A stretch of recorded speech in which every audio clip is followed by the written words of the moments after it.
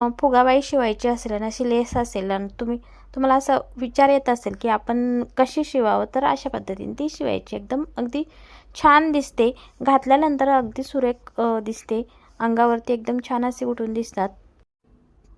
तर तुम्ही जे आहे आता बाही जोडताना शोल्डरवरती मध्यभागावरती बाही ठेवते मी.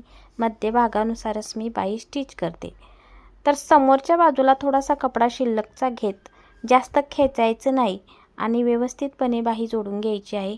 मध्यभागातूनच बाहीला सुरुवात करायची, म्हणजे आपल्याला बाहीच्या कपड्याचा अंदाज येतो. तुम्ही जर नवीन असाल तर तुम्ही मध्यभागानुसारच बाही स्टिच करा. आता बाहीची उंची बरोबर मापून घ्यायची आणि अगदी न खेचता हलक्या हातामध्ये बाही स्टिच करून घ्यायची आहे. तुम्ही जर बाहीचा भाग खेचाल तर त्या प्लेट्स अशा वाकड्या तिकड्या होतात, त्यामुळे तिला खेचायचं नाही. एकदम हलक्या हातामध्ये बाही स्टिच करून घ्यायची आहे. आता दोन्ही भाग बघून घ्यायचे आणि यानंतर मी इथं वरच्या बाजूला एक दाबटीप देत आहे, म्हणजे ज्या प्लेट्स असतात ते एकदम छान जशाला तशा बसतात.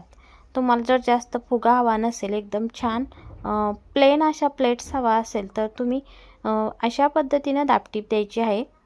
किंवा मग तुम्ही दाबटीप दिली तर एकदम छान ज्या प्लेट असतात त्या जशान तशा राहतात. तर त्या अशा सरळ आपण जशा स्टिच केलेल्या आहे तशाच दिसतात. आता एक बाही स्टिच करून